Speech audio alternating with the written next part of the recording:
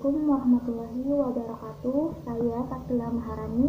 Di sini saya membuat video untuk memenuhi tugas mata kuliah Pendidikan Pancasila dengan dosen pengampu Bapak Hadi Prana Abadi, SPDI MPD. Langsung saja pada pembahasan yang pertama, menggali sumber histori sosiologis politik pendidikan Pancasila. Yang pertama, historis. Pada implikasinya, materi perkuliahan Pancasila melalui pendekatan historis amatlah penting. Mahasiswa diharapkan dapat mengambil pelajaran serta hikmah dari berbagai peristiwa sejarah, baik sejarah nasional maupun bangsa-bangsa lain. Presiden Soekarno pernah mengatakan, jangan sekali-kali meninggalkan sejarah. Pernyataan tersebut dimaknai bahwa sejarah mempunyai fungsi penting dalam membangun kehidupan bangsa dengan lebih bijaksana di masa depan.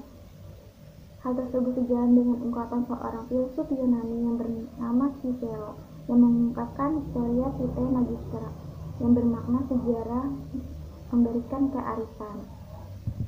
Yang kedua, sosiologi. Sukanto menegaskan bahwa perspektif sosiologi suatu masyarakat pada suatu waktu dan tempat memiliki nilai tertentu.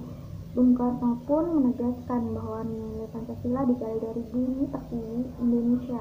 Dengan kata lain, nilai Pancasila berasal dari kehidupan sosiologis masyarakat Indonesia. Yang ketiga, politik. Salah satu sumber pengayaan materi pendidikan Pancasila adalah berasal dari fenomena kehidupan politik bangsa Indonesia.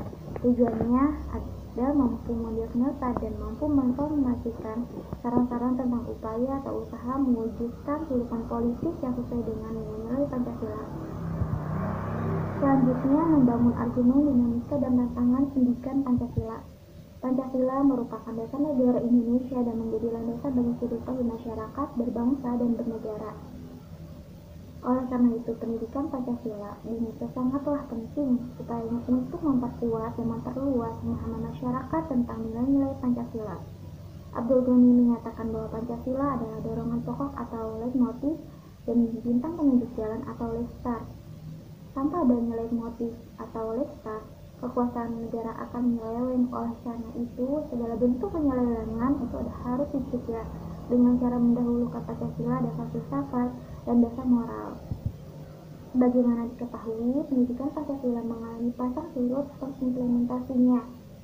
Secara historis, upaya pembudayaan atau pewarisan nilai-nilai Pancasila secara konsisten dilakukan sejak awal kemerdekaan hingga sampai sekarang, namun bentuk dan intensitasnya berbeda dari zaman ke zaman. Pada awal kemerdekaan, pembudayaan nilai-nilai tersebut dilakukan dalam bentuk pidato para tokoh bangsa dalam rapat-rapat akbar yang disiarkan melalui radio maupun surat kabar.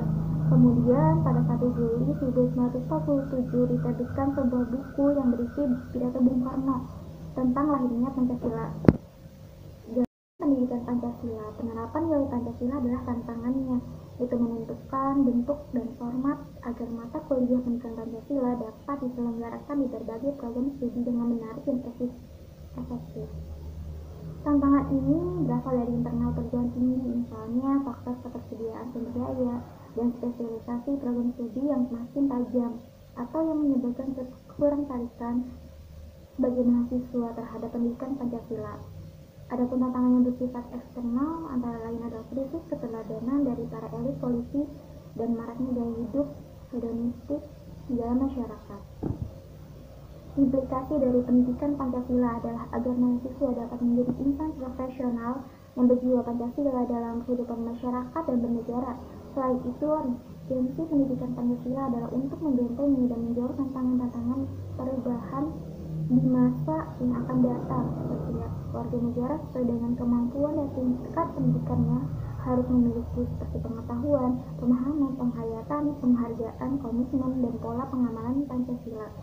Pada mahasiswa yang notabene merupakan salah satu pemegang tongkat estafet kepemimpinan, bangsa harus memiliki penghayatan terhadap nilai Pancasila karena akan menentukan eksistensi hingga ke depan. Selanjutnya, tentang pentingnya pendidikan Pancasila. Mata kuliah pendidikan Pancasila adalah mata kuliah wajib yang diajarkan perguruan tinggi Indonesia. Mata kuliah ini membahas tentang nilai kebangsaan Indonesia dan konstitusi negara, serta pentingnya menjaga dan menghargai keragaman budaya di Indonesia. Pentingnya pendidikan Pancasila di perguruan tinggi adalah untuk menjawab tantangan dunia dengan mempersiapkan warga negara, seperti tadi mempunyai pengetahuan, pemahaman, penghargaan, penghayatan, komitmen, dan pola pengamalan Pancasila. Sekian yang dari saya sampaikan, kurang lebihnya mohon maaf. Apabila banyak kekurangan, wassalamualaikum warahmatullahi wabarakatuh.